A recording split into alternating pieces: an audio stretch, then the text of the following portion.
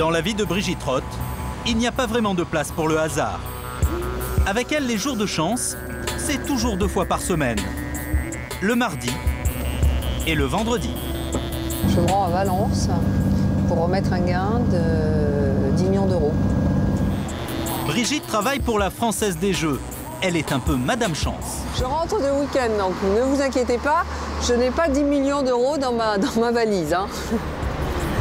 Quand un gain du loto dépasse le 1 million d'euros, c'est Brigitte qui prend les choses en main. Elle s'occupe des grands gagnants du loto. Je vais rencontrer des gens qui vont être particulièrement heureux aujourd'hui. Ouais. Ah bon, je vais en faire partie, non? Direction les bureaux de la Française des Jeux de la Drôme. Notre Madame Chance a rendez-vous avec celui qui a trouvé les 7 bons numéros la semaine dernière. Bonjour. Là, on s'est fait un petit coup de... Un couple de commerçants venus avec leurs enfants et qui souhaitent rester anonymes. À part vous offrir un café. Ils étaient sur le point de prendre leur retraite. Quand je suis allé porter le ticket au tabac, il m'a dit ben, je ne peux pas te payer. Je dis ah bon. Puis il m'a dit moi au-delà de 500 euros je ne peux pas payer. Alors il me dit ben, et puis il a frappé. Et il avait marqué quoi? Et bien la somme gagnée sur le petit écran. Comment on réagit en ces cas-là? Ah ben là on ne peut pas réagir. Sur le moment je n'ai pas réagi. Pendant 3 jours, je ne savais même plus ce qui m'arrivait. Hein. Enfin, ce qui m'arrivait ici. Mais je veux dire, ça fait tout bizarre, quoi. De penser que... Une semaine après, il n'en revient toujours pas. Eh oui. On va procéder au paiement. Ouais, alors, mais avant de toucher le jackpot, vous bien donner votre reçu, hein. Voilà. Une dernière formalité à régler. Voici. Brigitte doit s'assurer que c'est bien le ticket gagnant. Voilà le reçu. C'est parti. C'est le bon. On peut sabler le champagne. Ce couple de commerçants se préparait à prendre une petite retraite. Ils vont pouvoir changer leur plan. Nous sommes ravis de vous remettre ce gain de 10 millions d'euros, un peu plus de 10 millions d'euros. Voilà. Merci, madame. Je vous embrasse. Voilà, madame, parce que je pense que c'est... À eux désormais la belle vie, les voyages aux 4 coins de la planète et la possibilité de dépenser sans compter. De la photo, hein, je vais faire au mieux. Souriez, ça y est. Voilà. Hop là. Au loto, il y a les gros gagnants et les très gros gagnants, comme Patrice. Depuis des années, il joue tout le temps les mêmes numéros. Impossible de les oublier. Il fait comme tout le monde. Bah oui, parce que c'est les dates de naissance en partie, donc... Et vous pouvez nous les dire? Oh oui, c'est aucun souci. Le 15, le 23, le 29, le 41, le 48, les étoiles, le 3 et le 6. Ça ne peut pas s'oublier. Patrice a gagné à l'euro-million l'an dernier. Il avait une chance sur 76 millions. Au centime près, non. Non, je sais que ça fait 26 900... après, je sais plus.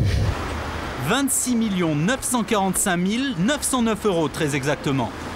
Patrice s'est arrêté de travailler du jour au lendemain. Maintenant, il est rentier. Et quand il sera à Paris, c'est dans le rôle d'homme d'affaires. Vous allez faire quoi, là, aujourd'hui? Faire le tour de mes placements en banque. Faire un petit peu le point avec les différents placements. Menuisier de profession, Patrice gagnait à peine un peu plus du SMIC. Les fins de mois à découvert, le banquier qui appelle sans arrêt, il connaissait ça par cœur. Aujourd'hui, sacré changement pour lui. À 11h avec Madame Panquet, Monsieur Médard. Qui doit annoncer, monsieur? Monsieur Gerbeau. Il est reçu comme un prince, salon privé, conseiller attitré. Tout ça semble encore relativement nouveau pour Patrice. Vous allez bien? Vous allez bien, oui? Ouais. Tu veux bien me suivre? Oui. Vous avez pris le train? Ouais, toujours. Les banques n'hésitent plus à lui dérouler le tapis rouge et à se montrer extrêmement patient avec lui. Patrice n'est plus un client ordinaire. Le support euro, lui, progresse, capitalise jour après jour. Hein, donc vous êtes gagnant tous les jours un petit peu. Et puis... L'autre, c'est au bout d'un an, une première partie. Et alors, les Eagles, c'est annuel, effectivement, je crois. il y a un constat tous les ans. Avant le 440, ça ne m'intéressait pas du tout. Ouais. Maintenant, j'écoute voir s'il monte ou s'il baisse.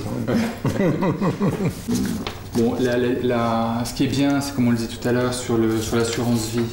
Je me suis fait expliquer quand même plusieurs fois parce que le premier coup, on ne peut pas tout comprendre. Mais surtout dans les termes techniques au niveau des banques, c'est un peu particulier quand même. Mais sur le fond, oui, j'ai compris le système, on comprend assez vite. Vous continuez à jouer ou pas? Toujours. Toujours. Toujours. Vous pensez jouer à gagner une deuxième fois? Pourquoi pas? Mais non, j'y crois pas non plus. Hein, Chacun son tour. oui. Bon, merci bien, et puis à l'année prochaine. Allez, au revoir. Patrice a eu la bonne idée de placer la moitié de sa fortune. Avec l'autre moitié, il aurait pu partir vivre à l'autre bout du monde, se faire construire une nouvelle villa, et même plusieurs, flamber. C'est mal connaître Patrice. Il habite toujours la même maison, en Sologne. Bon, tiens. Allez, on va prendre le paquet de clés. Et ces clés, ce sont les sésames de ses derniers investissements. Celle-là aussi, et celle-là. Normalement, non, il y a encore celle-là. Et il s'est lâché. C'est bon, j'ai le tout. J'ai toutes les clés des propriétés. Déménager, Bon, allez. Patrice ne l'a pas envisagé une seule seconde. Allez, Pour être un peu plus à son aise, il a juste racheté la maison du voisin. direction tour de propriété. Son seul vrai caprice de nouveau millionnaire, ce puissant 4x4 introuvable en France et qu'il a fait venir exprès du Canada par cargo spécial. À Romorantin, tout le monde connaît l'histoire de Patrice. Et s'il voulait se faire discret, c'est raté. Au début, les gens me regardaient un peu plus. Maintenant, ça y est, c'est rentré dans les mœurs. Maintenant, c'est le 4x4. Oui. Disons que tout le monde me reconnaît maintenant quand je suis avec le 4x4. Ils savent qui c'est, quoi. Ce gagnant du loto est devenu quelqu'un, l'un des plus grands propriétaires terriens du coin. Moi, ça va commencer où tu vas voir la clôture, là. À gauche de la route, tout ça lui appartient. Et à droite, c'est à lui aussi. Tout ce qui est à droite. Et pour avoir une vue d'ensemble de ses acquisitions, Patrice n'a désormais plus le choix. Il n'y a que l'avion pour vraiment se rendre compte de l'immensité de ses propriétés. 500 hectares, un quart de sa fortune y est passé, soit plus de 7 millions d'euros. Les bois, on est au-dessus de chez moi, là. Les bois sont à moi, là. Des terres à perte de vue, c'était son rêve à lui. Car Patrice ne vit que pour une seule chose, la chasse. Vous regardez quoi, là, Patrice? Je regarde, si je vois un chevreuil ou un sanglier qui se promène à cette heure-là, c'est aussi agréable que de les chasser. J'aime bien les voir. À cette époque-là, on les regarde. Ça change de la chasse. Il faut un temps pour tout. Il y a un temps pour les admirer, puis un temps pour tirer dessus. Et pour assouvir sa passion, rien n'est trop beau.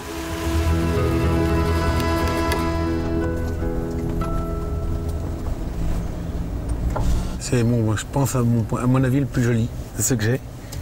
Il est superbe. En plus, c'est dans le secteur vraiment secteur de chasse au niveau sanglier qui est dans les meilleurs, quoi. Les propriétaires du coin, les plus grosses fortunes françaises, des aristocrates, des stars du showbiz, et maintenant l'ouvrier charpentier devenu millionnaire. Donc là, j'ai la mini-pelle qui est en panne, Et pour s'occuper de ces domaines, qui est en plein travaux. il a débauché d'anciens collègues de travail. T'as des questions? T'as un peu de cambouis, je trouve. Christian, mon deuxième employé qui fait office de garde, la mécanique, là, entretien. Là, pour l'instant, il fait le mécanicien, il fait un peu de tout. La mécanique comme ça, l'homme à tout faire. Un peu l'homme à tout faire, oui. Bon, ben, on va continuer. Quelle heure qu'il est là? Il est 11h. Ah ouais, bah ouais. L'homme à tout faire est justement en train de rénover les extérieurs de la dernière acquisition de Patrice. Ce relais de chasse de 1000 mètres carrés. Il est en plein travaux. Ah bah ils ont fini les joints. Voilà. Alors quand j'ai... Ça va être votre deuxième maison? Hein? Ça va être votre deuxième maison pendant la... Oh, deuxième, oui, parce que quand je viendrai, comme c'est assez loin de la maison, donc quand je viendrai pour 3-4 jours. Un peu avant pour organiser, puis là, après pour nettoyer, pour aider à nettoyer et tout. Alors ici, ça va être une cheminée ouverte. La déco ne lui convenait pas, Une cheminée qu'on peut alors il refait tout. se mettre tout le tour. C'est bien de ne pas avoir à se dire, faut réserver, faut faire ci, faut faire ça. On arrive, on est chez soi. C'est vrai que c'est sympa.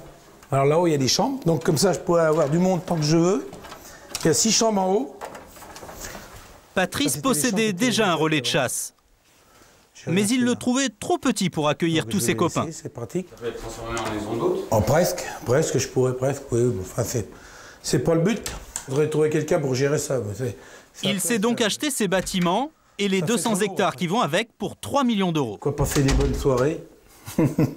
On verra ça cet hiver. Il a ainsi pu réaliser son rêve de gosse. Donc tout ça, il y a un an, ça n'existait pas? Ben, ça existait, mais c'était pas moi qui l'avais fait. J'y pensais même pas d'ailleurs. J'y pensais même pas. Ah oui, c'est vraiment un rêve. Ah là, oui, tout à fait, ouais. C'est même plus qu'un rêve, là, parce que je ne m'attendais pas à pouvoir acheter des propriétés si importantes. Mon rêve, c'était une 50aine d'hectares, et puis c'était tout. On n'a pas la peur que ça aille trop vite, tout ça? Non, je me pose même pas la question. Non, ça va pas trop vite. Je dis donc que je me dépêche pour avoir ce que je veux, mais je trouve pas que ça va trop vite. Non. J'ai eu une petite période où j'étais un peu en surboucage, comme on dit. Mais non, maintenant c'est bon, j'ai pris le rythme. Non, ça va. On s'habitue vite? Ouais, je pense qu'on s'y fait mieux que dans l'autre sens. C'est bon, ça marche. Dans quelques semaines, impeccable. C'est la fermeture de la chasse.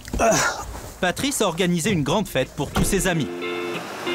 La chance, ça peut parfois tomber comme ça, sans crier gare. Mais souvent, il faut aller la chercher. L'objet caché dans ce carton, c'est ce qu'ils possèdent de plus précieux au monde. Quand ils sortent leur tableau du coffre-fort et de la banque où il est normalement gardé, bonjour. Jacob, Guy et François s'entourent toujours d'un luxe de précaution. Je l'ai mis là-dedans pour qu'il soit incognito. L'objet de tous nos soucis. C'est l'objet de tous les soucis aujourd'hui. Et de tous nos plaisirs en même temps. Donc voilà. Une toile sur bois non signée achetée 230 € il y a 10 ans. Personne à part eux n'avait remarqué que ce tableau date de la Renaissance. Il a 500 ans. Le tableau, on l'a retourné. Et ce panneau, il a une particularité, c'est que c'est un panneau donc de peuplier. Et c'est le même travail que le support de la Joconde. La peinture est plutôt en mauvais état. La joue gauche de la Madone a subi les outrages du temps. Ce type de tableau est ce que l'on appelle une Vierge à l'enfant. Depuis le début, les trois amis sont persuadés d'une chose complètement folle. Ce tableau serait une œuvre oubliée du plus grand peintre italien de tous les temps, Léonard de Vinci. Voilà. Ah, moi, pour moi, c'est Léonard. Hein. Alors là, moi, j'engage que moi en disant ça, hein, parce qu'on n'est pas toujours d'accord là-dessus. Mais moi, je pense que c'est Léonard et peut-être son atelier pour, disons, Léonard, moi je dis Léonard pour la composition générale et pour toutes les carnations. Enfin, moi, je pense qu'il y a le maître dans les parties, comme disait Jacob, les carnations. J'étais un peu réticent, je crois. J'étais plus réticent de trop aller vers le maître, parce que c'était trop beau. Et maintenant, je pense que l'atelier et la main du maître aussi, oui. Ils sont forts, ils ont réussi à vous convaincre? Non, je crois que je me suis convaincu tout seul. C'est le tableau qui m'a convaincu. Pour eux, c'est un Léonard de Vinci, ça ne fait aucun doute. Les experts du maître italien, eux, sont toujours divisés sur son origine. Et depuis près de 10 ans, cette histoire fait régulièrement la une des journaux. Un tableau représentant une Madone est-il de la main du maître Léonard de Vinci? C'est ce que croient, dur comme fer, les propriétaires de l'œuvre. Comme ils en ont l'habitude, ils l'achètent en commun, 1500 francs. Après un premier nettoyage, la Madone apparaît tenant dans ses bras Jésus et Saint Jean-Baptiste. Il s'avère, après analyse du bois, que le panneau date du début du XVIe siècle. Retour sur le lieu de leur découverte. Le petit village de La Roque, niché dans le sud-est de la France. L'histoire commence ici le 12 octobre 1998. Les trois amis s'en souviennent comme si c'était hier.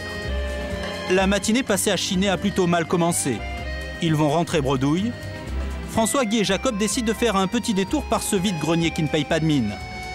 Par acquis de conscience.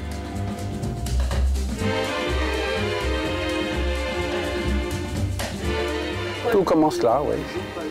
Un samedi matin, fin de matinée, on va aux puces, et puis on chine, et puis on cherche, et puis on trouve pas. Et puis ce jour-là, on n'avait rien trouvé, c'est pour ça qu'on est passé par là. On a fait un crochet pour dire... Bah, vous cherchez quoi? Mais on cherche n'importe quoi. Et puis c'est ce truc, ce matin-là, on aurait pu passer tout droit, on n'aurait pu jamais le voir. Hein. Voilà, c'est comme ça, c'est le destin. On se croirait, tu sais, les vieux qui reviennent sur la... Au fond du magasin, une vieille croûte qui traîne là depuis des mois, là, sans que personne ne daigne lui accorder le moindre regard. Oui, encore le clou. C'est un clou historique. L'aventure était au bout de ce clou. Quel beau clou. Et donc là, comment ça s'est passé? Eh bien, qu'est-ce qui s'est passé? On a les crochets. D'abord, attends, il était midi moins 2. Ouais. Et le chef, là-bas, il a dit, à midi... La visite était un peu pressée. Dans la région, tout le monde connaît l'anecdote. Je parle c'est à propos du tableau de Léonard de Vinci, non? Voilà. Oui, oui, donc j'ai appris ça. Ah ben, je trouve que c'est merveilleux de trouver un tableau comme ça. C'est dommage que je ne l'ai pas trouvé avant, parce que je viens de temps en temps, mais je n'ai pas dû venir à la bonne époque. Oui, voilà. C'est ça. Dans le magasin, il y en a un autre qui n'est pas prêt d'oublier cette histoire. Le propriétaire des lieux. On l'a eu en main, on est allé le chercher, on l'a accroché et on l'a laissé pendant près de 8 mois. Ici. 8 mois, moi je croyais que c'était 4 mois. Moi je croyais 4 mois. Ah non, non, il est resté 8 mois. Tout à l'heure. 8 mois sans intérêt pour personne. Mais c'est ce qu'on expliquait tout à l'heure, c'est qu'en fait le prix, compte tenu de l'état, il était un peu dissuasif. Ouais, par rapport... Mais à l'extrême limite, allez, ce que tu veux dire en fait, c'est qu'il était cher pour ce qu'on voyait. Ben, c'est-à-dire que le risque, oui, le risque je suis tout à fait d'accord. Le risque à courir n'était pas négligeable. Exactement. C'est d'ailleurs ce risque que vous avez apprécié les uns et les autres, puisque vous avez demandé quelque chose d'exceptionnel, c'est-à-dire de l'emporter sans le payer. Pour regarder un peu comment il était. Je dis toujours, ce tableau revient, je le remets à 1500 francs, en toute honnêteté. Parce que le parcours que ces messieurs ont fait est absolument phénoménal. Allez, il fait pas à bientôt payer. À ce moment-là, les trois chineurs du dimanche n'ont aucune idée de l'aventure dans laquelle ils se lancent. L'énigme de toute une vie aux frontières de l'enquête policière, comme dans le roman Da Vinci Code, mais en vrai. Et c'est Annie, leur voisine un peu encombrante, qui va finalement les mettre sur la piste. Et voilà, nous y sommes. De ma cuisine, je vois tout ce qui se passe ici. Chez Monsieur Proust. Je suis une vraie commère. Jour et nuit, tu regardes. En voyant le tableau, elle a un choc, une intuition. Tout de suite, tout de suite, tout de suite. Hein, ça a été immédiat. Moi, c'est à la vue du petit Saint-Jean-Baptiste. J'ai tout de suite dit, c'est un Léonard de Vinci. Tu as dit, ça ressemble à un Léonard de Vinci. Ça veut dire que ça, c'était dans la manière. Voilà. Et vous avez les nouvelles de la personne à qui vous l'avez acheté, puisqu'il doit avoir un prix. La personne qui l'a mis en vente, on l'a rencontrée une fois. On avait parlé avec elle, une dame. Elle nous a dit tenir ce tableau d'un oncle à elle, pharmacien. Les pharmaciens, c'est des gens cultivés, qui chinaient, disons, un peu dans toute l'Europe au début du siècle. Et donc c'est vrai que, disons, il y avait des choses à trouver en Europe au début du siècle, soit en Italie, en France ou ailleurs, et qu'à ce moment-là, la Renaissance n'était pas à son apogée chez les collectionneurs. Donc vous pouvez trouver des choses. Donc ça peut être une des origines du tableau. S'ils disent vrai, ils seraient en possession d'un joli petit magot. 100 millions d'euros au bas mot. Mais encore faut-il prouver de manière tout à fait officielle que cette peinture est bien de Léonard de Vinci. Ce matin, c'est un grand jour pour François et Jacob. Ils ont rendez-vous dans un grand laboratoire scientifique parisien, avec des spécialistes de l'image. Chose rare, la Madone de la Roque et du voyage. Dans cette toute petite mallette passe-partout. Non, on va aller faire la photographie de l'identité pour le tableau. Voilà. Et donc on a besoin de se déplacer avec le tableau pour pouvoir avancer dans notre histoire. On va découvrir encore quelque chose de surprenant. tout à fait nouveau. Je l'espérais. Les 3 tableaux, enfin 3 ou 4 tableaux sont passés déjà à ce scanner un peu particulier. Des très connus comme La Dame à l'Hermine et puis Mona Lisa. Les 2 peintures les plus célèbres de Léonard de Vinci. Elles sont déjà passées entre les mains des scientifiques, chez qui ils se rendent. Là, on va sonner, non? François et Jacob ont un espoir secret. Vous voulez l'ouvrir? Trouver ici de nouveaux indices qui permettraient d'authentifier le tableau. Pour eux, le moment est important. Je sais pas si je mets les gants. Allez.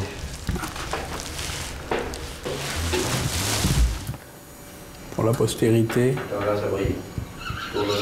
On a 3-4 demandes par mois de gens qui viennent avec des tableaux dont ils pensent que c'est un tableau intéressant. Et nous ne faisons pas œuvre d'experts en tant que tel, nous faisons une prise de vue et dans cette prise de vue, il y a suffisamment d'informations pour permettre à des experts de mieux se prononcer.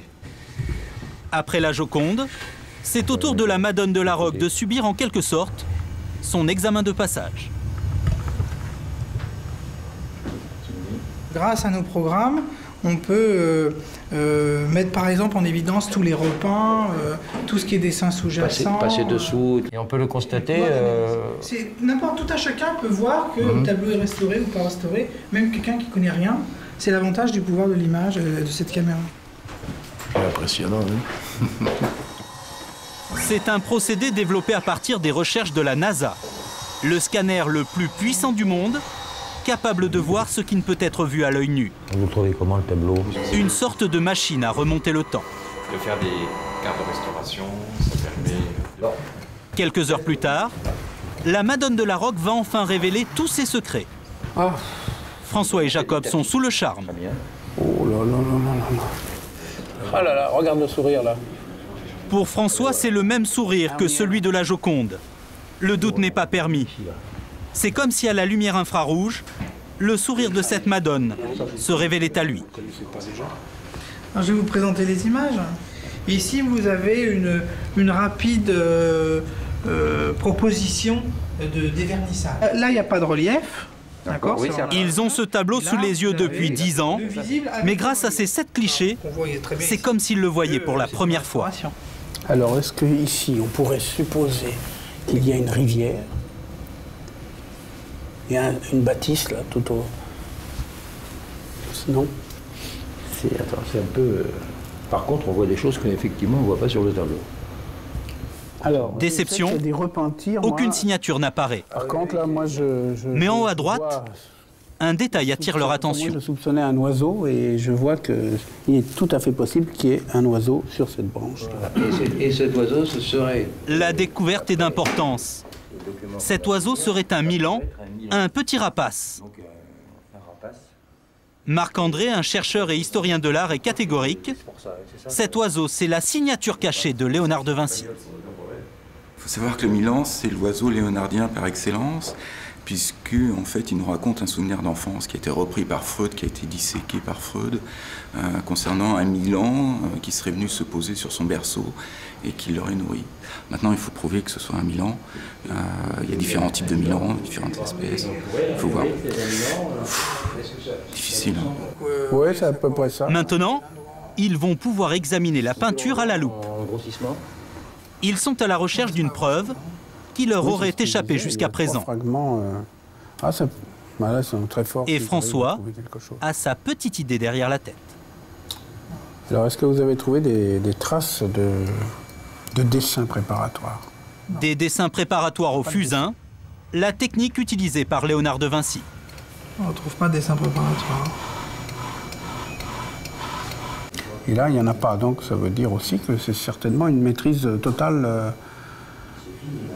C'est bon signe qu'il n'y ait pas de dessin préparatoire? Pour moi, oui, je crois que c'est plutôt bon signe. Hein, oui. François se rassure comme il peut, mais cette dernière nouvelle l'a un peu ébranlé. Et il est déçu, même s'il s'en cache. Je ne suis pas déçu. J'ai découvert de nouvelles images. Et maintenant, c'est pratiquement... On va approfondir la lecture qu'on connaissait déjà. Mais dans quelques semaines, Un événement les attend. Et il pourrait bien changer leur vie. La chance, ils vont devoir la provoquer. Parfois, elle tombe à pic. Une villa luxueuse dans les environs de Buenos Aires. Une séance de shooting se prépare. Daniela Cotte est devenue en quelques mois le visage de l'Argentine. En octobre dernier, cette jeune fille de 16 ans Vas-y, ferme les yeux. a remporté le plus grand concours de mannequins de son pays. Voilà. Un destin inespéré. Avant, Daniela était une cartonera, une chiffonnière des rues. J'ai vraiment eu beaucoup de chance. C'est comme si une fée s'était penchée sur moi pour m'aider à en arriver jusque-là. Aujourd'hui, ma vie a énormément changé et je suis très heureuse. Tout a été bouleversé. Les lieux que je fréquente, les gens que je rencontre, tout est si différent à présent. Ma famille et moi sommes très heureux maintenant. Son histoire est en passe de faire le tour du monde. La presse l'a surnommée la Cendrillon des poubelles. C'était en novembre dernier à Buenos Aires. Daniela participe au concours de mannequins le plus célèbre. Le passage obligé quand on veut devenir top modèle. Plus de 1000 filles, toutes aussi belles les unes que les autres. Et Daniela, qui est encore un peu gauche. Mais ses grands yeux verts et ses mensurations de rêve font la différence. À la surprise générale, la Lolita des bidonvilles remporte le concours. Sa carrière est lancée.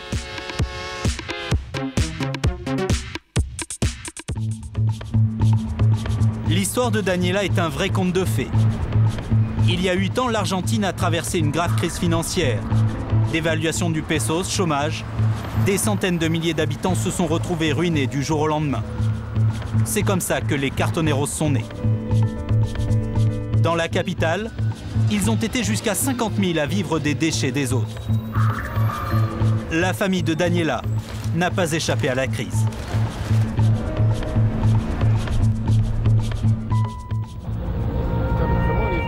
Pour survivre, elle et ses frères ont été obligés de faire les poubelles. Carton, bouteilles en plastique, métaux, ici tout se recycle, tout se revend. Pour un salaire de misère, même pas 65 € par semaine pour 10 personnes. Une route défoncée, des taudis pour maison. C'est dans ce quartier misérable qu'est née la légende du football Diego Maradona. Et c'est également ici que vit Daniela.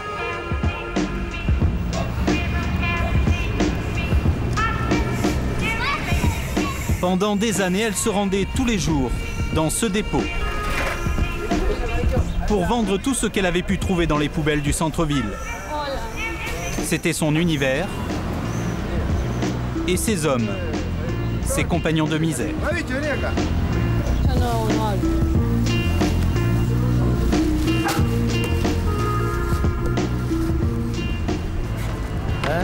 Vous connaissez Daniela? Daniela? Oui, je la connais très bien.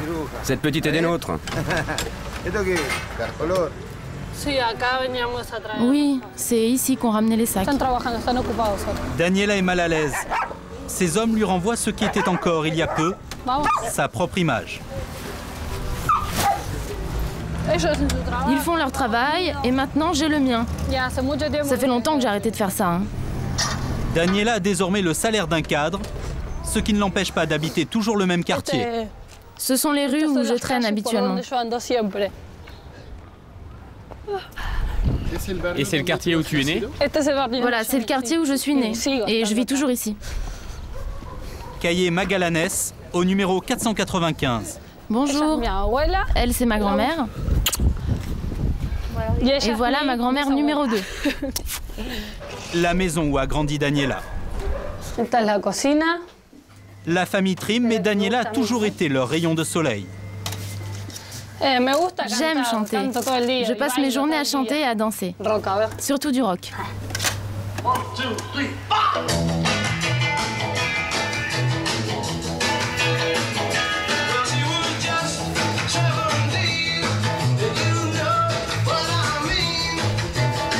la joie de vivre personnifiée, quelles que soient ses conditions d'existence.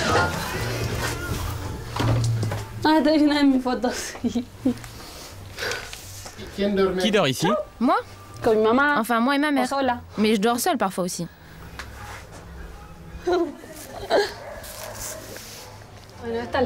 Ici, c'est l'autre chambre. On est 3 ou 4 à vivre dans cette maison. C'est la chambre de qui ici? C'est la chambre de mes frères. Daniela débute à peine sa carrière. Elle n'a pas encore les moyens de déménager. Qu'est-ce que tu aimerais acheter à ta famille? Une maison. Une autre maison. Dans le centre ou un peu plus loin d'ici.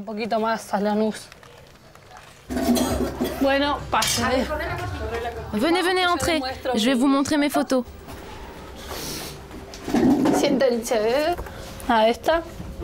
Là, je suis là avec ma mère et mon cousin.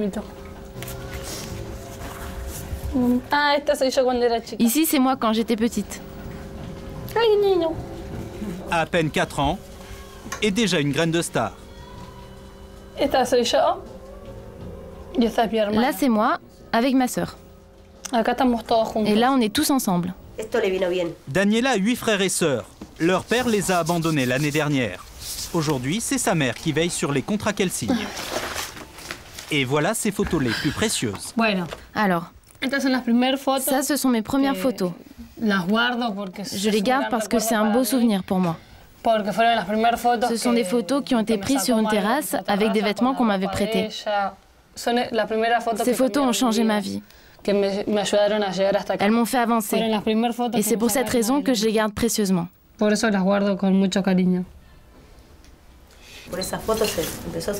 C'est avec ces photos que tout a commencé. Elle les garde avec soin, comme un trésor. Dans ce pays perpétuellement en crise, son histoire n'est pas banale. Et là, c'est le premier article qui m'a été consacré. Daniela fait rêver tous les enfants des bidonvilles d'Amérique du Sud. C'est écrit « Elle était cartonera et maintenant elle se prend à rêver d'être le premier top modèle argentin. » Daniela Cote a 15 ans et elle a été repérée dans la rue par une femme, etc. etc.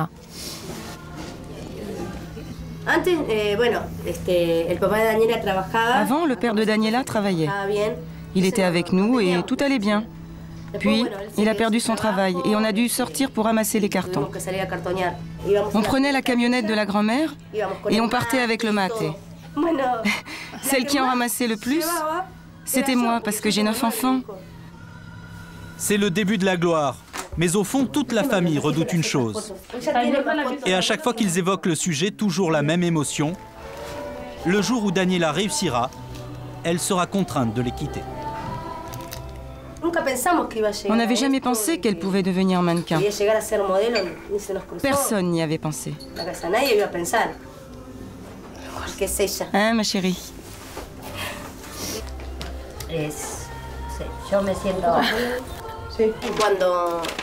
Quand elle va devoir partir, voyager, vivre seule, je ne sais pas comment elle va faire. Elle est habituée à ce que je lui dise. Dani, fais ci, fais ça. Je ne sais pas comment elle va faire. Mais là, il s'agit de son travail. Il faudra bien qu'elle continue. Si elle doit partir, alors elle s'en ira. Mais ça ne sera pas facile. C'est ce qu'il pouvait lui arriver de mieux. C'est une opportunité unique dans sa vie. Il faut qu'elle la saisisse, qu'elle en profite, qu'elle se batte pour ça. Qu'elle tente de sortir sa famille de là, qu'elle devienne quelqu'un. Je lui souhaite vraiment le meilleur. Et surtout qu'elle réussisse pour sortir sa famille de là. Et demain, elle pourra être fière de ce qu'elle a fait pour ses frères et sa mère. Mais une surprise attend Daniela. Nous lui montrons un magazine français qui parle d'elle. 4 pages sur papier glacé. Je la veux cette photo. Elle n'en croit pas ses yeux. Je vais la montrer à tout le monde.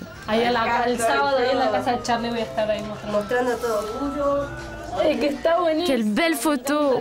Je l'adore cette photo. Mais ce n'est pas elle. On la reconnaît pas. Mais si! C'est moi, mamie, c'est moi! Daniela est déjà célèbre et elle vient juste d'en prendre conscience.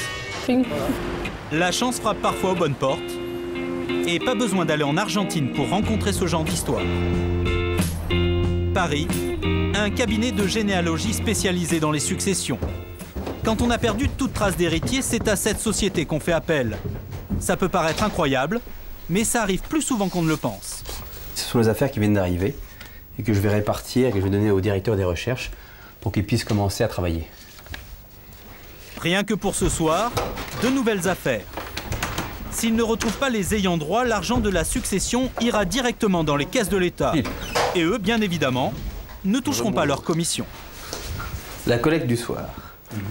Hop, 2 dossiers. Donc vous allez voir celui-là qui est assez étonnant. Et ça commence presque toujours de la même façon. Donc le notaire nous marque, nous avons été mandatés pour régler la succession de monsieur Yves Tartampion, décédé à Paris, né à, et il n'y a pas de lieu de naissance, et laissant un cousin, Thierry, et c'est tout. On ne sait même pas où il est né. C'est plutôt léger comme info. Après un cousin, on ne sait pas dans quelle ligne il est. Mais ça ne semble pas les émouvoir plus que ça. Cette personne, on ne sait même pas aussi si c'est un cousin dans l'autre ligne ou non, on ne sait rien du tout. Ils en ont vu d'autres. Je comprends bien, le défunt est là. Non, on ne sait même pas s'il est là. Là, il est là. Très souvent, ça commence et uniquement, le notaire nous dit, voilà, mon client, monsieur Dupont, est décédé. Voilà l'acte de décès. Point barre. À vous de retrouver les héritiers. Divorce, querelle familiale, différends entre héritiers. Ici, on traite 4000 nouveaux dossiers chaque année. Et derrière cette montagne de documents, parfois de belles histoires. Hop. C'est le cas d'un de leurs derniers clients. Vu le profil, cela n'a pas été une mince affaire. Ils ont mis plus d'1 an à retrouver sa trace. C'est un peu long puisque cette personne n'était pas une personne entre guillemets classique, c'est-à-dire qu'elle n'est pas installée dans la vie avec femme et enfant, il n'avait pas d'appartement à son nom, il n'était pas locataire. C'est une personne qui est dite entre guillemets SDF, donc c'est une personne qui passait d'appartement en appartement chez des amis ou même dans des logements sociaux. Donc c'est pour ça qu'on a eu beaucoup de mal à le retrouver. Ce sans domicile fixe va hériter d'une somme inespérée pour n'importe qui. 306 459,70 €. Attendez, vous êtes SDF, donc c'est quelqu'un qui n'a plus de revenus, vous touchez 300 000 €, c'est colossal. Donc forcément, sa vie va être changée par ça, parce qu'il va pouvoir acheter peut-être un appartement, une voiture, ou même reprendre peut-être pied, je ne connais pas ce monsieur, dans la vie, reprendre des études, tout est possible.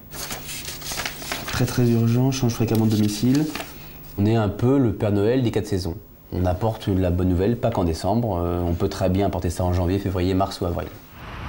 Le lendemain, notre chasseur d'héritiers a rendez-vous à Neuilly, chez le notaire. Le SDF qui va hériter, c'est lui. Vous allez bien ? Très bien, merci. Il s'appelle René, il a 52 ans. Brouillé avec sa mère et sa sœur, il n'avait plus donné signe de vie depuis plus de 20 ans. Environ, je pense. Tout sera réglé ? Je l'espère. Je ne suis pas inquiet du tout. On a un acte à signer et Maître Guy n'a plus que le chèque à faire. Et vous êtes après libéré et pouvoir comme ça passer de bonnes fêtes de Noël. Donc nous sommes réunis pour une succession. C'est Guillaume Rerig qui lui a appris la mort de sa mère. Alors ça c'est un projet, c'est un acte fiscal, je vous explique. Plus aucun lien familial, un accident de la vie, un licenciement. Jusqu'à aujourd'hui, René s'en sortait grâce au RMI. Puisque vous allez recevoir vos fonds aujourd'hui même pour ça. Qui vous fait des droits de mutation, monsieur, pour 85 000. J'ai eu un différend avec ma mère, donc j'ai décidé de ne plus les fréquenter. Il y a longtemps ? Oui, enfin c'était un désaccord assez important. Donc j'ai décidé de ne plus les fréquenter et puis voilà quoi. Et là, il y a quelques mois, on m'annonce le décès d'Altide et de ma mère. Voilà. Tenez, monsieur Ferberger, ça c'est pour vous. Oui. Hein. Donc vous pouvez constater que c'est le montant qui vous a été signifié ici, que vous avez accepté. 306 459. Voilà. 306 000 €, c'est l'équivalent de 56 ans de RMI pour René. Actuellement, je suis hébergé par un ami à Paris. donc qui disposait d'un grand appartement, et puis j'ai dit tiens pourquoi pas, viens chez moi, ça t'évitera de te retrouver dans la galère. Donc ça fait 9 mois que je suis chez lui, et puis mon projet effectivement c'est de me trouver un logement pour m'installer. Restez en France, ne partez pas à Monaco. Profitez-en bien, et puis trouvez l'appartement de vos rêves. Voilà. René va-t-il pouvoir retrouver une vie normale? Un logement, un travail, des amis? Ou alors va-t-il laisser passer cette occasion unique de refaire sa vie?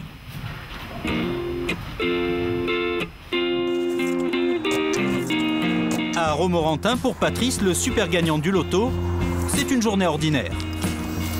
Pas grand-chose ce matin. 27 millions d'euros, ça change un homme. Alors, pas question d'avoir un supérieur hiérarchique. Maintenant, c'est lui qui donne les ordres. Et pour s'occuper de lui, n'a pas lésiné sur les moyens. 5 personnes à son service. Non. Rien que ça. J'ai une femme de maison qu'on appelle, je sais pas comment on appelle ça exactement, elle me fait tout. Le ménage, la cuisine, les courses, tout ce que je peux avoir besoin. Éventuellement laver la voiture quand il faut. Tout ce que j'aime pas faire, quoi. S'occupe de tout, la cuisine, le ménage, enfin tout. Allez. Ça va? Ouais. Patrice n'est pas allé chercher bien loin ses employés. Il a recruté dans son entourage. Christine, par exemple, c'est la femme d'un de ses meilleurs amis. Qu'est-ce qui t'arrive, mon ami? Il a gagné pour lui, ce qui est très bien, parce qu'il le méritait, parce que bon, il a été dans la panade aussi. Mais ben, pour nous, c'était bien, parce que c'est arrivé vraiment au bon moment, quoi. Parce que bon, enchaîner les petits boulots, les petits machins, les petits trucs. Si tout le monde avait un patron comme ça, hein, je peux vous dire, on serait que des bonnes mains. Quant à son intendant, surprise, c'est son ancien chef d'atelier. C'est original comme lieu de travail. Ouais, c'est pas mal, hein. On est bien ici. Vous avez vu un peu le soleil, l'ombre. Il a quitté son travail pour Patrice. Ça va, Patrice? Ouais. Ouais, impeccable. Bien roulé ce matin? Ouais, impeccable. Patrice est peut-être célibataire, mais il n'avait pas envie de vivre seul. C'est plus agréable que l'hiver. Hein. Salut toi, tu vas bien? Ah d'accord, j'ai pas peur. Ça va bien, hein, la coupe de cheveux là? Ouais. Il s'est donc entouré d'une bande de copains aux petits soins pour leur patron. Café. Avant d'attaquer? Ouais. Ici, pas d'étiquette. Non, c'est bon. Pas de protocole. Bon, j'ai signé les devis aussi. Une ambiance à la bonne franquette. Le regard envoyé. J'ai un budget de fonctionnement que je gère pour les différentes propriétés et puis pour le groupement aussi. Donc les véhicules aussi à gérer, le carburant, tout ce qui comme une société, on fonctionne comme une société en fait. Tout ce qui est assurance, tout ce qui est assurance. Mais aujourd'hui, les problèmes sont plutôt d'ordre alimentaire. Alors, un midi, asperges de thon. Le menu du déjeuner. À la crème fraîche et à la vinaigrette, côte de bœuf, andouillette, haricots jaunes. Ah, c'est pas le régime ça. Bah, c'est que barbecue. C'est encore bon pour nous, ça pour On nous faire maigrir. Et mousse au chocolat maison. On verra. Pour le choix. Pas le choix. Patrice est devenu en quelque sorte une entreprise à lui tout seul. Attends, je sors, je vais regarder d'abord. Mon coup, il y a toujours quelque chose à signer. D'accord. Et Mimi et Christine sont uniquement payés pour chouchouter leur nouveau millionnaire. Vous êtes un peu une maman pour lui? Ah non, moi j'ai pas le rôle de maman, j'ai pas le rôle d'épouse, j'ai le rôle d'employé. Surtout pas confondre. Non, non, non, non, non, surtout pas. Non, non. Moi j'ai un mari, lui c'est pas mon mari et non, chacun à sa place. Mon patron n'a rien à craindre, je ne vais pas lui courir après lui parce qu'il a de l'argent. Non, ça reste mon patron. Et votre mari n'a rien à craindre? Non, mon mari n'a rien à craindre non plus.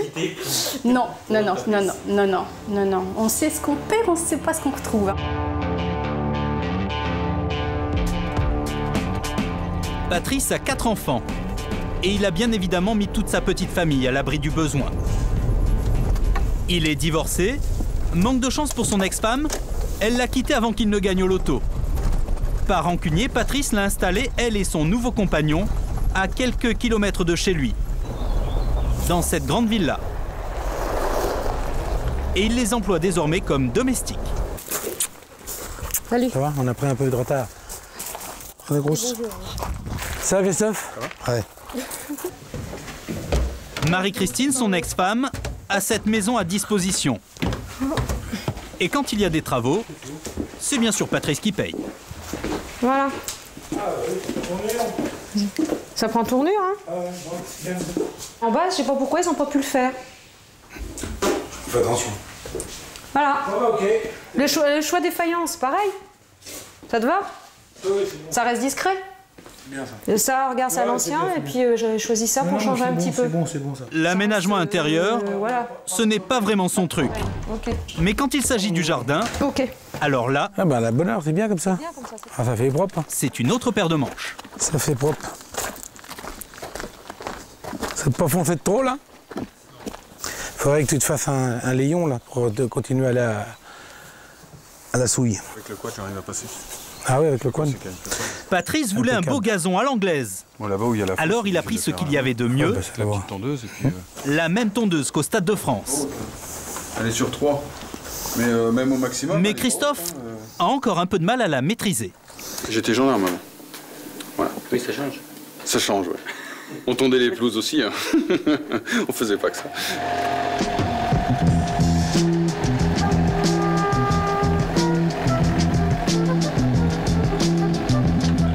Patrice n'a décidément plus envie de s'embêter. Impeccable. Comment elles sont belles? Faut que je les enlève maintenant? Non, non, tu les tournes. Tu les tournes? Ouais. Tu tournes jusqu'à temps qu'on te dise d'arrêter. Et même pour le barbecue. Maintenant, je donne les ordres, oui, c'est marrant. Il délègue. Bah, que ça me plaît pas, mais je le fais pour jouer. Je le fais pour jouer. Ouais, oh. Même quand je donne pas d'ordre, ils obéissent. C'est parfait. Non, non, non, ça, c'est pas... Il n'y a pas de souci. Top.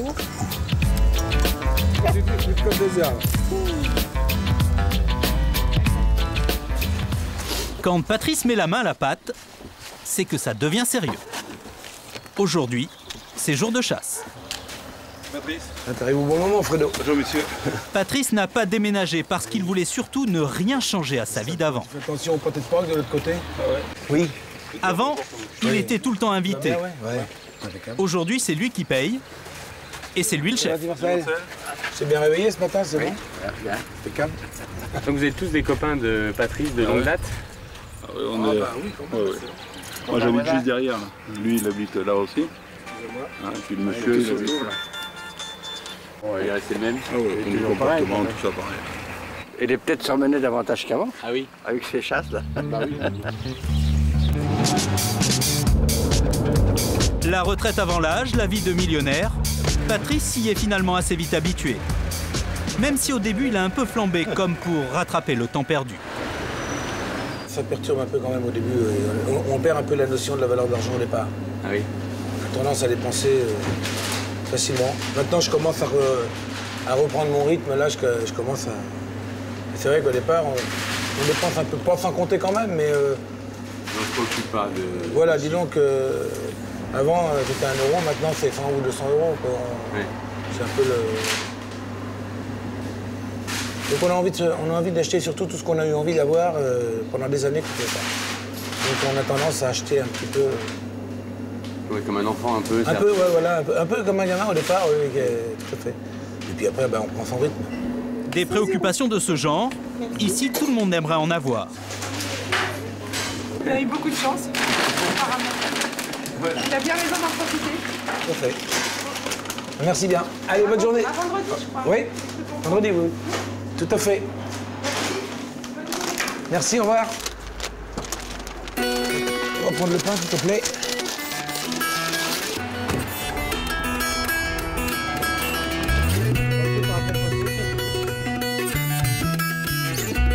Aujourd'hui, le nouveau châtelain a convié une vingtaine de personnes à chasser le sanglier sur ses terres. Il y a peut-être un peu plus de déférence, mais Patrice a gardé tous ses amis de l'époque, quand il était simple menuisier. Déjà qui je l'ai vu. Et un de plus, le buraliste chez qui il a validé le ticket gagnant. Ah oui, fusil. C'est assez extraordinaire que quelqu'un gagne dans mon point de vente le seul point en Europe, hein, avec un gagnant, c'était lui, quoi. Enfin lui, ça l'a sans doute plus impressionné que moi. Hein. Et on joue un peu plus quand on a un copain qui a gagné 27 millions d'euros. Je pense, oui. Oui, je pense, oui. Ça incite, ça motive. Lui, c'est le papa de Patrice. C'est pratique là, pour... Il veut nous montrer le nouveau gadget que son fils vient de lui offrir. Ça fait la route aussi, hein. La 3e voiture en 1 an. Les portes qui coulissent... Ah oui, ouais, un camping-car, un voyage à Venise, une nouvelle véranda pour leur maison. Quand il s'agit de ses parents, Patrice ne regarde pas la dépense. Voilà, alors pour venir à la chasse là et tout ça, c'est bien. C'est pratique. Hein, voilà. Ah, il vous a changé la vie quand même. Ah oui. Bah, on n'a plus le souci bon, pour acheter, je sais pas, un truc de la vie courante où il fallait quand même regarder sur le compte s'il y avait encore de quoi. Bon, bah là, on y regarde moins, quoi. Bah oui, c'est là. C'est là qu'on voit quand même que d'avoir de l'argent, ça fait pas tout, parce que, bon, évidemment, ça résout pas les problèmes de santé s'il y en a, mais c'est sûr. Ça met à l'aise pour beaucoup de choses, quoi. Pendant ce temps-là, Patrice a pris les choses en main. Est-ce que tout le monde a bien signé le registre? S'il y en a qui ne l'ont pas fait, c'est le moment de le dire. Non, c'est bon. Une seule épaisseur que je vous compte, là.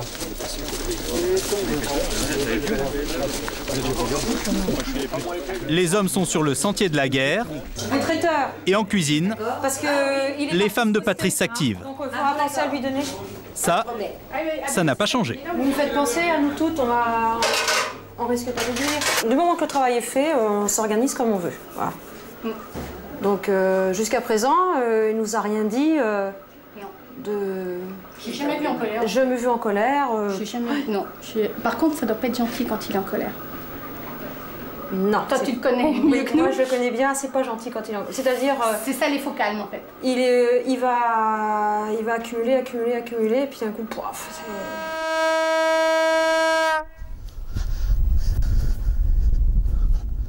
Mais vous sentez pas parfois des regards un peu de jalousie ou d'envie Bon, mes copains, non. Non. Non, j'avais mes copains, j'en ai pas perdu. J'en ai pas retrouvé de nouveaux non plus, parce que j'en ai pas cherché d'autres.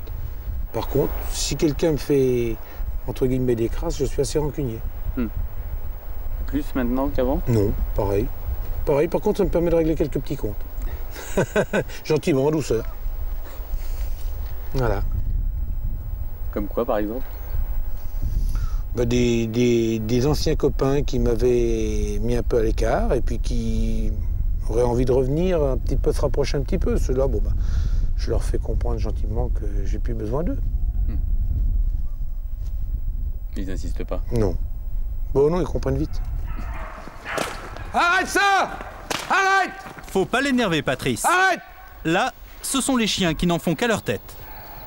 Les chiens sont montés sur les chevreuils qu'on a vus, donc ils emmenaient la voie, donc faut les couper, parce que comme on les chasse pas en plus, sinon les chiens sont partis. La chasse a été bonne ce matin. Patrice, trop occupé à régler ses affaires, n'a pas tiré un seul coup de fusil. Des affaires à gérer? Ouais, toujours des affaires. Peu importe, il va pouvoir se rattraper ce soir.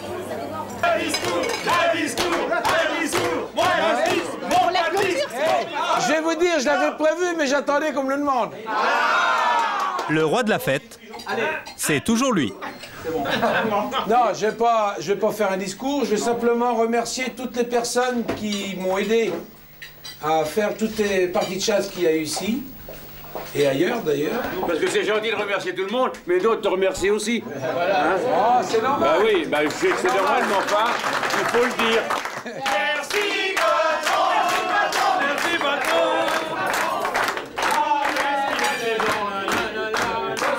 Je m'assois parce que ça suffit, arrêtez.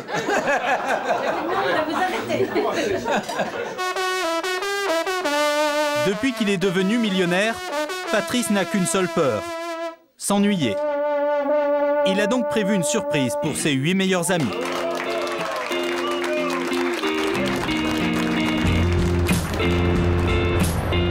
Retour en Argentine. Daniela a quitté son bidonville pour les quartiers chics de Buenos Aires. Son nouvel agent l'accompagne. Il présidait le jury du concours qu'elle a gagné. Daniela tient à nous faire rencontrer sa bonne fée. Hola Maru. Coucou Marina, c'est nous. Celle qui a changé sa vie. Marina, une jeune styliste argentine. Marina l'a repérée dans la rue. Un soir, elle l'a fait monter chez elle, lui fait essayer 2 ou 3 robes pour voir. Sous ses yeux, la fille des rues se métamorphose en princesse des podiums. C'est Marina qui a pris les fameuses photos que Daniela garde si précieusement. Je l'ai vue sortir des poubelles. Elle avait un bonnet sur la tête, on aurait dit un homme. Je lui ai offert des habits, des chaussures à talons. Elle les a enfilés et s'est mise à marcher comme si c'était un mannequin depuis toujours. Je suis restée bouche bée. Bien sûr, je m'étais déjà rendu compte qu'elle était jolie, mais à ce moment-là, j'ai eu une révélation. Cette fille doit devenir top modèle. Alors je l'ai prise en photo sur la terrasse de mon appartement. Marina lui a même décroché son premier contrat. Un défilé pour un jeune couturier argentin. Quand je l'ai vue sur le podium pour la toute première fois, j'ai eu envie de pleurer. Ce fut un choc. Quand on a une idée un peu folle et bizarre et que ça se réalise, c'est comme un conte de fées. Daniela n'est encore qu'une adolescente. Et elle a encore un peu de mal à croire à tout ça. Peut-être la peur que tout s'arrête d'un coup. Alors elle prend cela comme un jeu.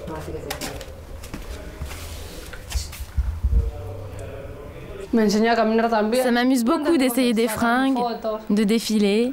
Je sors avec des beaux vêtements et ça m'éclate.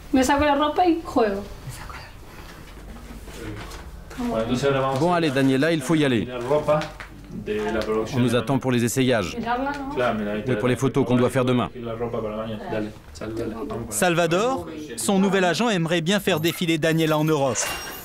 Il sait qu'avec elle, il tient là une histoire en or. Pas de temps à perdre. Dans quelques semaines, les plus grands couturiers de la planète présentent leur collection en Europe. Et il faut faire vite pour être du casting. Et salut, comment tu vas? Bien, très bien. Comme tu es belle.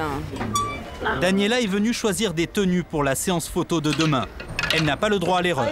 Oh, celle-là, elle est très belle. L'enjeu est important. Mais je n'ai pas assez de poitrine pour la remplir. Je l'adore maintenant que je la connais personnellement. Je trouve qu'elle a un physique incroyable. J'adore aussi sa taille.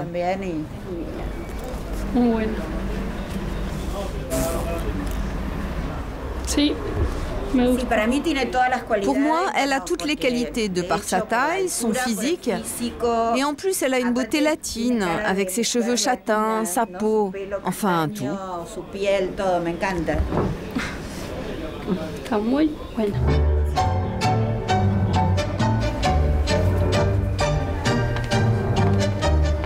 Mais dans le milieu de la mode, la beauté ne suffit pas.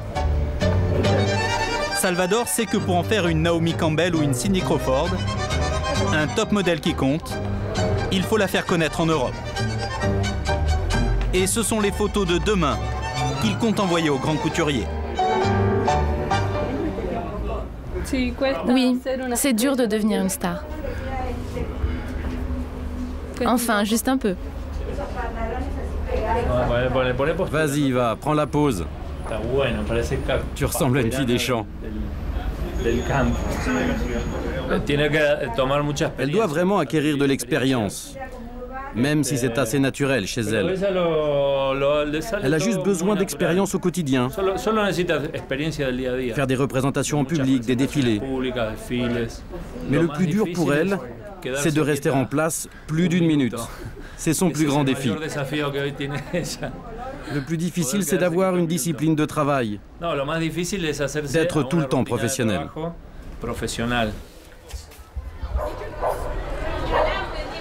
Daniela n'a pas lâché ses études pour l'instant. Quand son emploi du temps le lui permet, elle va encore à l'école de son quartier. Mais depuis, Daniela est devenue la mascotte de son collège. Oui, c'est moi la plus grande de la classe. Et toi, arrête de me toucher les fesses, là. La seule chose qui a changé dans son école, c'est que ses camarades ne l'appellent plus Daniela, mais Modello, le mannequin. Daniela, comment ça va? Ça va. C'est une fille bien. Elle est humble. Et quand on voit d'où elle vient, j'aimerais vraiment qu'elle y arrive. Je la connais depuis qu'elle est toute petite. C'était une petite fille turbulente qui montait sur les bancs. Enfin, moi j'étais dans la cuisine, mais j'entendais souvent les serveuses criant après elle. « Daniela, descends de là !» J'entendais ça tout le temps. Et moi, je lui ai toujours dit qu'elle avait une beauté cachée. Mais Daniela ne me croyait jamais quand je lui disais qu'elle était magnifique. Et puis un jour, elle est venue me dire qu'elle était sur le point de devenir mannequin. Tu vois, j'avais raison. Au début, tout le monde a été très surpris. Mais je suis vraiment contente pour toi. Quand Daniela est au milieu des siens, on retrouve la même jeune fille pleine de vie, insouciante. Et pourtant, elle n'est plus tout à fait la même. Je ne la vois plus maintenant. Si elle n'est pas chez elle, c'est qu'elle est avec son petit copain et sinon elle est avec son agent. Déjà plus Modello que Cartonera, Daniela est encore entre deux mondes. Pour l'instant, elle n'a pas changé de petite amie. Mais quand elle va le voir, c'est plus fort qu'elle. Elle apporte le dernier magazine, où elle est en photo.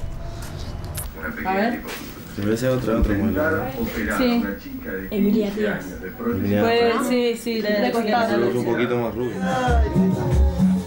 Elle est belle, hein? Ah, c'est fou ce qu'on peut faire avec Photoshop maintenant. Parfois, je suis un peu jaloux quand je vois une photo qui ne me plaît pas. Mais bon, c'est pour son travail. Je ne peux rien dire. Carlos a monté son groupe de rap. Daniela lui a donné un peu d'argent pour l'aider à s'équiper. Modello est en plein dilemme. Sa famille, ses amis, ce sont ses repères. Mais une autre vie lui tend les bras.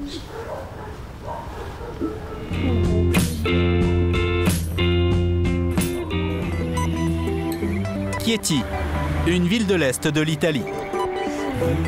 La région où est né Léonard de Vinci. C'est ici que François, Guy et Jacob, les trois collectionneurs amateurs d'art, ont peut-être rendez-vous avec l'histoire.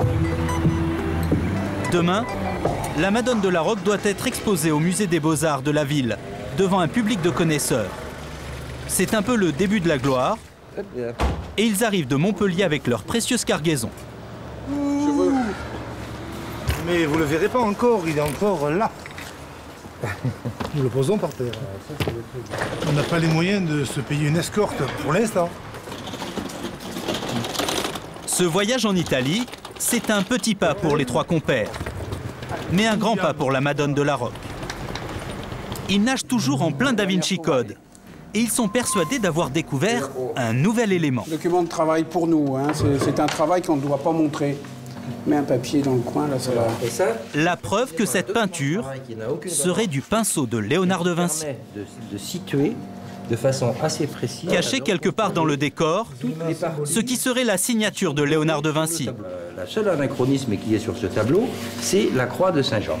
Parce que cette croix de Saint-Jean, elle présente la particularité de ne pas être symétrique. Ici, voilà, dans ce bâton. Ici, c'est pas symétrique. Moi, je considère que c'est une volonté de l'artiste.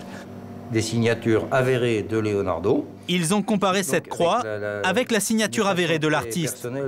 Ça ne saute pas vraiment aux yeux, mais pour les trois compères, ce sont les mêmes. Les lettres avec une sorte de triangulation qu'on retrouve sur ce tableau parfaitement. Le L de Leonardo sur la gauche de la croix et le V de Vinci, parce que ces deux pattes de la croix sont de la même longueur les deux, et celle-ci est beaucoup plus courte. Donc je pense que c'est un peu une facétie de Léonard, enfin du peintre qui l'a fait, en supposant que ce soit Léonard. Un clin d'œil. Oui, une sorte de clin d'œil. Messieurs, les explications sont un peu tirées par les cheveux. Il n'empêche, l'histoire de la découverte de ce tableau 5 siècles après a fait le tour de l'Italie. Dernièrement, le plus éminent spécialiste de Léonard de Vinci, le professeur Vezzosi, a admis que la Madone de la Roque sortait bien de l'atelier du grand peintre italien. sans préciser si c'est le maître ou l'un de ses élèves qui l'a exécuté. Il faut pour faire le montage. Mais du coup, maintenant, tout le monde veut voir le tableau. Petit moment de stress pour François. Ça crée une tension malgré tout, même si on veut s'en cacher, il y en a une. Hein. Ça, c'est évident, quoi. Voilà, mais il est prêt. Hein. Alors, je vous présente Jacques Pose, qui est le conservateur du musée vient d'arriver. Alors voilà, on a amené l'objet du... Enfin, le sujet. Les sujets. On va les soulever. L'éclairage ne sera pas forcément fantastique. Il n'a encore jamais vu le tableau. Il faut un éclairage doux, normalement. Hein.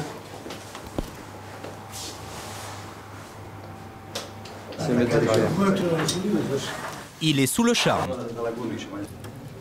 Ce n'est pas moi qui dis que ce tableau est de l'atelier de Léonard de Vinci. Mais celui qui le dit, c'est Alessandro Vezzossi, le plus grand expert au monde de Léonard de Vinci. Il affirme que ce tableau est passé par son atelier. Bien sûr, le tableau n'est pas présenté comme une œuvre de Léonard de Vinci, mais comme sortant de son école. C'est déjà ça. Ah, mais il reviendra, hein, parce que... Non, un peu vers la gauche. Comme... Là, impeccable idée. Un début de reconnaissance officielle, la première en 10 ans. Bon, je trouve ça bien, moi. La lumière est un peu crue, mais voilà. Bon, mais mes chers amis, je suis très content, on sent la même. Voilà. Les 3 propriétaires du tableau jubilent, leurs actions viennent de grimper en flèche. Hier encore, la Madone de la Roque valait 230 €. Aujourd'hui, elle en vaut 450 000 grâce à cette toute petite étiquette. Peut-être 5 millions d'euros si l'auteur est l'un des très bons élèves du maître. Ce tableau est pris au sérieux, c'est quand même déjà très intéressant quand on voit que sur cette petite pancarte, il est marqué qu'il est certifié de l'atelier de Leonardo. C'est déjà extrêmement important pour nous et je pense aussi pour l'histoire de l'art. C'est un événement et même la télévision est là. Non, je suis content. C'est un beau lieu pour exposer ce tableau et c'est surtout un lieu qui est porteur d'espoir pour une authentification peut-être dans quelques temps, mais en un premier temps, c'est une très bonne démarche. C'est quelque chose qui est monté en douceur, qui monte tout doucement depuis un certain temps. Et la chance, peut-être elle apparaît, je ne sais pas, ça devient plus qu'une chose. Alors Léonard ou pas Léonard? Il y a pas mal de ressemblances avec le travail de Léonard de Vinci. Mais bon, il faudrait l'examiner en détail et longuement pour en avoir le cœur net. Mais à quoi vous le voyez que ça ressemble à un Léonard? À plusieurs petites choses. Le sourire de la Madone, par exemple, c'est typiquement du Léonard. Mais les étudiants en art de l'université de Chieti ne sont pas tous de cet avis. J'en ai parlé avec mon maître de recherche à l'université. Et on est loin de la période léonardesque. On est en plein milieu du XVIe siècle. Et pour nous, c'est sûr, la méthode employée pour peindre ce tableau est antérieure à la période léonardesque. Celui qui doit mettre tout ce petit monde d'accord, c'est l'inspecteur Fulvio de Rome. Dans le domaine de l'art, la police scientifique italienne est considérée comme la meilleure du monde. L'inspecteur Fulvio est chargé de comparer les empreintes relevées sur la Madone de la Roque avec les 200 empreintes digitales que Léonard de Vinci a laissées sur ses tableaux. Là, il me semble qu'il y a des choses intéressantes. Et ici aussi. C'est aujourd'hui le seul moyen d'authentifier le tableau. L'enjeu, c'est de trouver des empreintes de quelqu'un, du quelqu'un qui a fait le tableau. Bon, on espère que ce soit le maître, hein, évidemment. On verra. La nuit sera longue. La police va travailler toute la nuit. Pour rien. Il n'y a aucune empreinte digitale sur le tableau, juste une paume de main. Il va donc falloir retrouver des traces de paume de main sur les autres peintures de Léonard pour les comparer. Ça risque de prendre des années. Les 3 amis ont tout de même le sentiment d'avoir avancé. Ah bah ça commence à faire plaisir. Hein. Depuis le temps qu'on se fait des affiches chez nous, maintenant elles sont dans la rue, quoi. Ça concrétise ce que l'on fait, je dirais. Alors vous avez ça c'est du réel. Et on est dans l'atelier. Dans l'atelier, encore un pas. Après l'atelier, il y a le maître. Hein. Voilà, c'est... La Madone de la Roque n'a peut-être pas décidé de révéler son secret. Pas encore. Retour à Paris. Les choses n'ont pas traîné pour René, le SDF qui a hérité de 300 000 €. Il n'est plus à la rue. Oui. Il vient d'acquérir un petit 2 pièces en plein Paris. La première pièce. Il s'est saigné, mais après les années de galère, il ne voulait plus revivre ce qu'il a connu. Bon, on va venir m'installer. Là, on est dans la chambre. C'est là qu'ils vont venir poser le lit. Son premier achat est un lit, mais problème. Un gros souci, il passe pas. Qu'est-ce qui passe pas? Le sommier. Le sommier ne passe pas. On va voir ça. Le sommier ne passe pas dans sa cage d'escalier. C'est là, ici on a été bloqué là. René a vu trop grand. En ouvrant la fenêtre, ça passe pas? Ah non, non, même en ouvrant. Non, non, parce qu'on peut même pas, j'arrive même pas à venir jusque là. Je suis bloqué ici, donc au niveau de la hauteur. À cause de ça. Il va donc devoir prendre un autre modèle. Merci, merci quand même. Juste un petit contretemps. Bon, ben voilà. Pas grave, il n'est plus à quelques jours près. Car il n'y a pas si longtemps, sa résidence principale, c'était ici. Un hébergement d'urgence dans le 17e arrondissement de Paris. Il y a dormi des nuits et des nuits. Ça va bien. On est dans la rue, on s'adresse au 115, on s'adresse aux associations qu'il y a dans le quartier. Comme vous connaissez un peu Emmaüs, donc je suis venu ici et puis j'ai de nouveau rencontré Patrick et puis voilà. René était un habitué des lieux. Ces 2 dernières années, il avait carrément sa place attitrée, tellement il venait souvent. Là, j'ai dormi là, en fait. Là? Ici. Ici, tout à fait.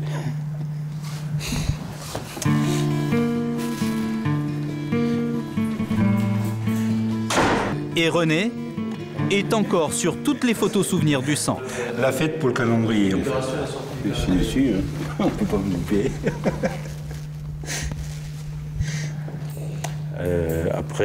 Patrick, le responsable du centre Emmaüs, n'a appris que très récemment pour cette histoire d'héritage.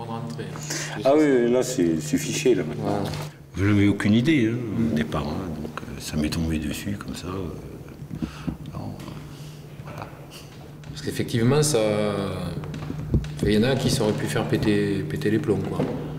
Parce que je crois que c'est 300 000 €, c'est ça? 300 000 €, c'est beaucoup et à la fois c'est rien, quoi. Ça peut... On peut claquer ça très rapidement, quoi. Par contre, René a peut-être une pointe de nostalgie quand il y repense. Mais au fond, il n'est pas fâché de quitter à tout jamais ces hébergements d'urgence. Je peux rentrer chez moi à n'importe quelle heure du jour ou de la nuit. Chez moi, j'ai toujours un lit qui est bien chaud. J'ai personne qui me vole mes affaires, parce que je me suis fait voler des affaires ici, comme dans tous les centres d'hébergement. Vous laissez vos paquets, vous laissez vos affaires, vous allez manger, vous allez à la salle télé et tout ça. C'est vrai que vous avez des affaires qui disparaissent, parce que vous avez toujours des... On va appeler ça des voyous, qui traînent dans ces centres-là. Toutes ces violences, ces peurs au quotidien sont maintenant bien derrière lui.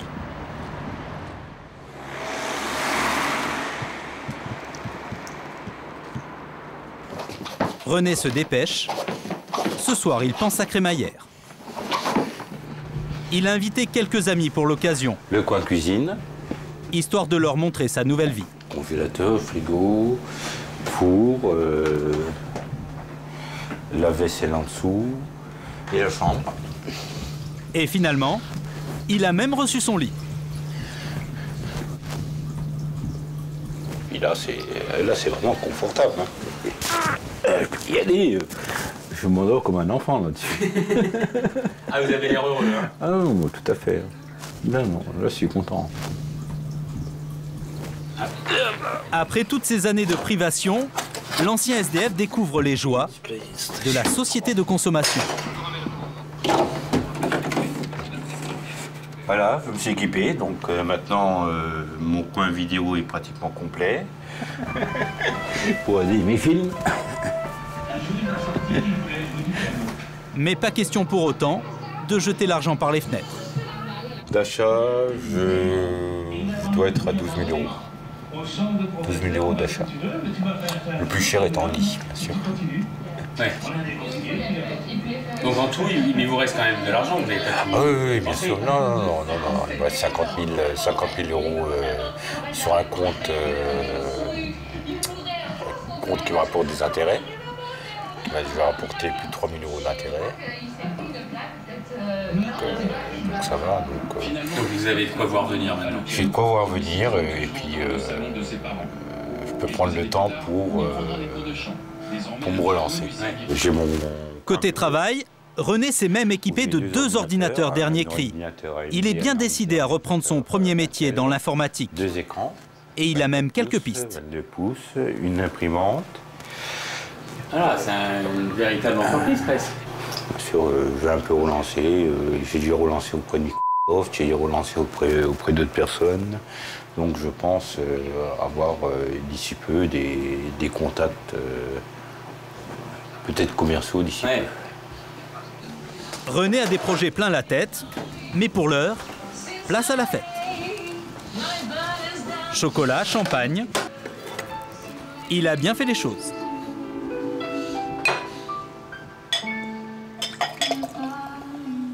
J'ai invité quelques personnes, si elles viennent.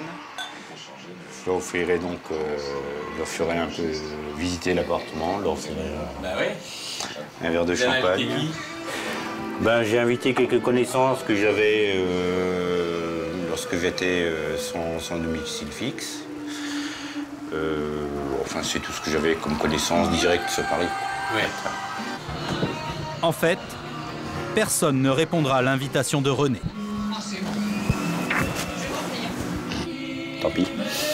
Tant pis pour eux. Peut-être un mal pour un bien, le signe qu'une page s'est définitivement tournée. Maintenant, René va pouvoir se faire de nouveaux amis, se reconstruire. Sa chance, c'est que la vie lui a accordé une deuxième chance.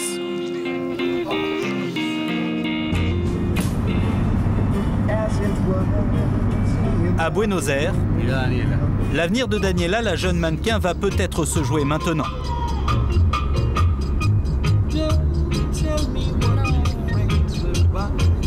Elle a rendez-vous à 1h de là pour la séance photo qui va décider de sa carrière en Europe. Le book de Daniela doit être parfait pour avoir une chance de plaire au meilleur styliste. Alors ce jour-là, la production n'a pas hésité. Une villa louée pour l'occasion, une habilleuse, une maquilleuse professionnelle. Dans ce milieu, la concurrence est rude. Daniela le sait. D'habitude, elle ne tient pas en place, mais là, elle est soudainement devenue une jeune fille bien sage. Elle est très jeune. Elle a encore beaucoup de chemin à faire. Elle est très jeune. C'est un milieu difficile qui s'est ouvert à Daniela. Elle devra bien faire avec. Elle va devoir s'adapter à son nouvel univers pour en profiter au maximum, non? Oui, et si? L'agence s'est même payé les services d'un des meilleurs photographes de mode du pays, Pablo. Je n'avais jamais travaillé avec elle. On va voir.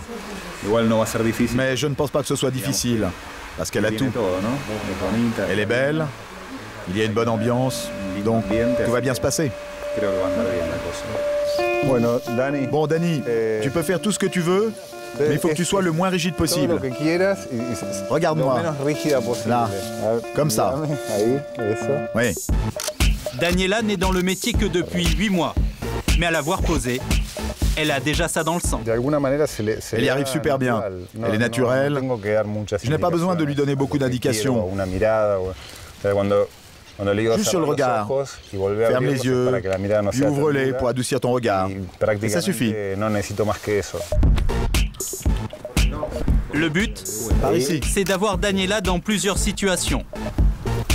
De capter des attitudes, des instants. Regarde par là, Dani. La différence se fait parfois sur un seul cliché. L'idée, c'est qu'elle ait de la matière pour son book.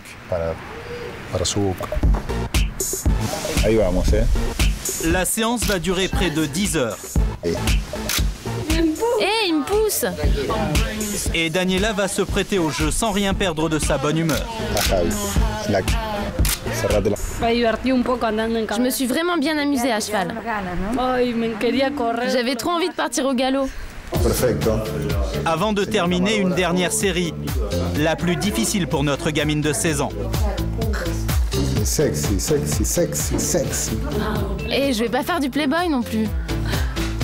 Un film sur la vie de Daniela est en préparation et un livre aussi. Il s'appellera tout simplement Cendrillon, une Cendrillon des temps modernes. Mais où as-tu appris à faire tout ça? Où j'ai appris? Devant mon miroir.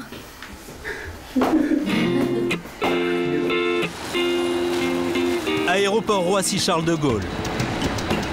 Nous retrouvons Patrice et sa bande de copains, loin de leur Sologne natale. La surprise que le chasseur millionnaire du loto prépare depuis des mois est enfin arrivée. Patrice a choisi 8 de ses amis pour l'accompagner pour des vacances de rêve. Il y a le deuxième tour à venir. Super, on attendait ça depuis longtemps. Hein. Encore tous les jours. Le dernier qui se réalise de ce que j'avais imaginé. Ah, quand même, depuis le temps qu'on vous attend. Vous avez déjà perdu, ça commence pas bien. 10 jours au soleil pour une partie de pêche inoubliable au large de l'Afrique. Et pour Loïc, dit Lolos, son meilleur ami. C'est son baptême de l'air. Ouais, c'est la première. C'est la première fois que Lolos prend l'avion. Ah, c'est un beau cadeau. Il est où, Lolos? Suis. Billets d'avion, hôtel, restaurant, c'est Patrice qui régale. Ça va, ça suit? C'est bon. Perdu un peu. C'est moi le chef de la bande, si on peut dire comme ça, ouais. C'est le meneur. Le meneur. Sans lui, on va nulle part. Difficile dans ces conditions de passer inaperçu. Beau-frère, oui, ben, j'ai eu de la chance l'année dernière. Et à chaque fois, Patrice y a droit. €1 million. C'est bien. Par contre, si vous avez 2-3 millions en trop, j'accepte quand même. On lui fait toujours la même blague. Non, quand même pas. On n'en a jamais en trop. Hein. Alors, on va voir comment les gars. Des vacances sans femme ni enfant. À 9000 km de là.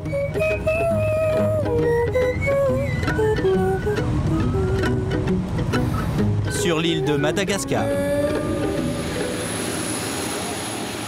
Une escale et 13 heures de vol plus tard, la bande à Patrice est à bon port. Alors, Christine? Premier coup de téléphone. Oui, bon, on est bien arrivé. On est là! On est là! On y est! T'as entendu? Histoire de narguer ceux qui sont restés à la maison. Oh, c'est que t'es fourré. Tu nous as entendu? Bon, bah tu passes les messages à tout le monde, on est bien arrivé. Hop là. Oh mon Dieu, Jean-Yves. Ah. Mais ici, pas question de se la couler douce dans un hôtel 5 étoiles. Ah oui, mais Patrice voulait de l'authentique. Et il va être servi.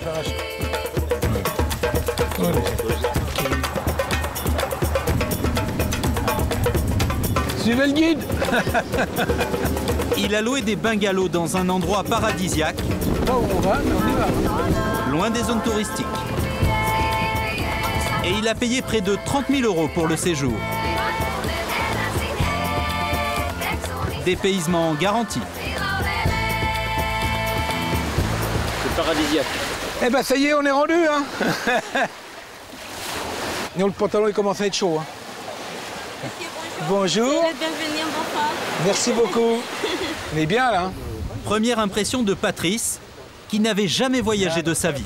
Regarde, c'est qu'on va manger le soir, qu'on va être bien. Des cabanes sur la plage, sans électricité, pour jouer les Robinson Crusoe. Ah, ben qu'est-ce que c'est bien là-dedans. Qu'est-ce que je vais être bien.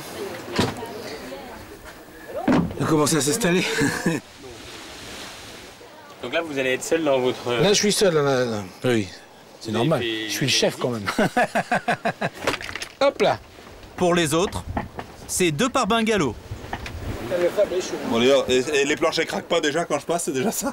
Ah, ça va être le campement des sumo. Oh putain.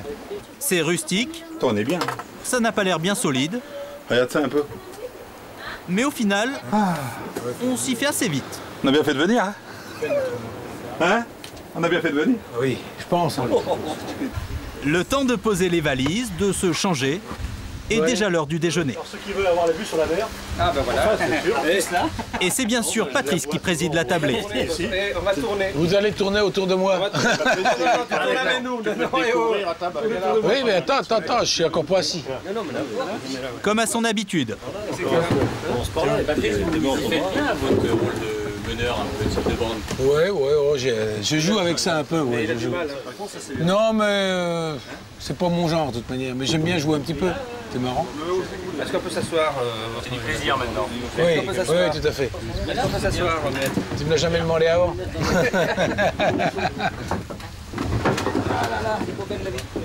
Mais c'est demain que les choses sérieuses commencent.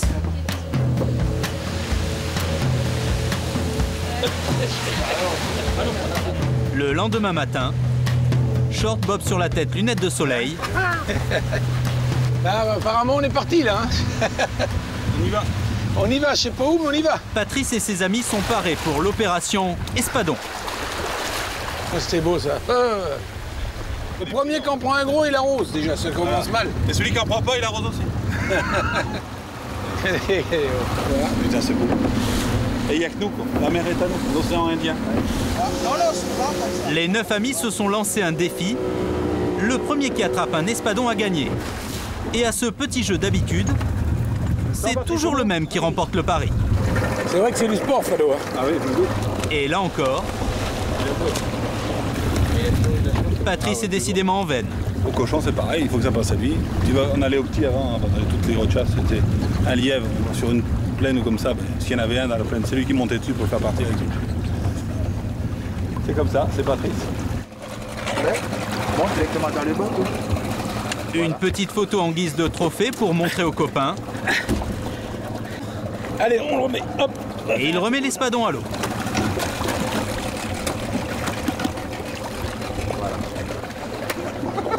Ça va les bras? Ouais. Ah, ils doivent être fous là-bas. Ils vont dire putain, c'est pas vrai, c'est encore lui. Dans le bateau d'à côté, en effet, on n'en revient pas. Enfin, ce qui serait bien, c'est qu'on en prenne quand même, qu'il n'y ait pas que lui qui en prenne, quoi. Qu'il nous en laisse un peu. Mais la chance te sourit hein, tout le temps, c'est incroyable. Hein. Et ça continue, c'est bien. Avec Patrice, il n'y a pas de problème, il y a toujours un truc que les autres n'ont pas.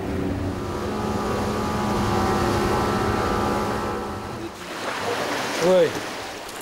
Félicitations Patrice. Ça s'arrose. Hein. Je suis bien content que ce soit toi qui l'ait pris le premier.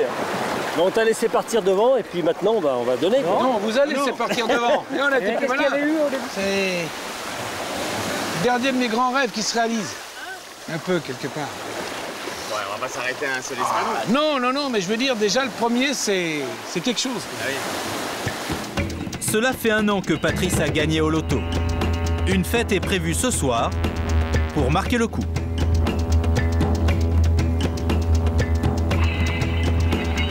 En attendant, petite virée dans le village pour rapporter quelques souvenirs exotiques de leur séjour. Il faut faire connaître mes caches. Quoi, c'est vous qui payez aussi les souvenirs des Ah non, les souvenirs, ça, ils se démerdent. Tout le reste, mais pas les souvenirs. On va se prospecter un petit peu. La population malgache est l'une des plus pauvres du monde. Comme je vais pas en ville, je vais essayer de faire les cadeaux, là. Et Patrice est un peu gêné de marchander. Alors il appelle l'un de ses amis à la rescousse. C'est combien? Combien? 10. Et 2, 15, tout de suite. Ça va? Ouais. 15. Moi, je sais pas marchander. J'ai jamais su, mais c'est pas maintenant que je vais essayer. On ne peut pas s'apitoyer sur tout le monde, malheureusement. C'est sûr qu'on doit avoir son regard qui change. Oui, quand même. Oui. Non, mais c'est vrai que... on a à la fois envie d'aider et puis à la fois on se dit bah, c'est pas possible quoi, parce que sinon on n'en sort plus. Voilà. Il est où mon interprète là? Mais là-bas.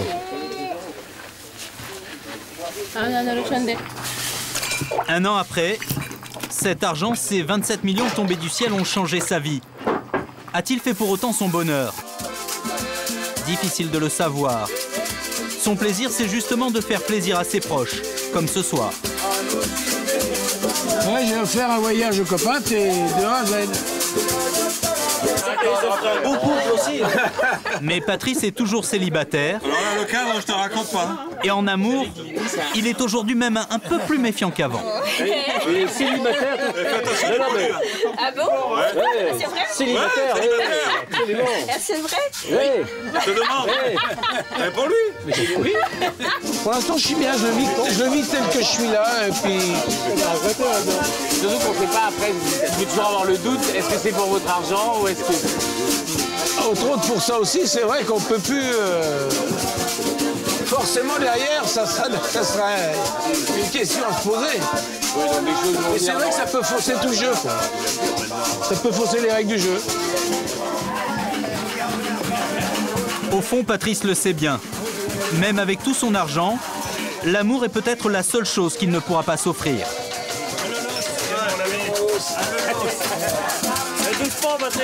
Il va donc devoir continuer à vivre avec ses doutes, mais il ne désespère pas de trouver un jour l'âme sœur.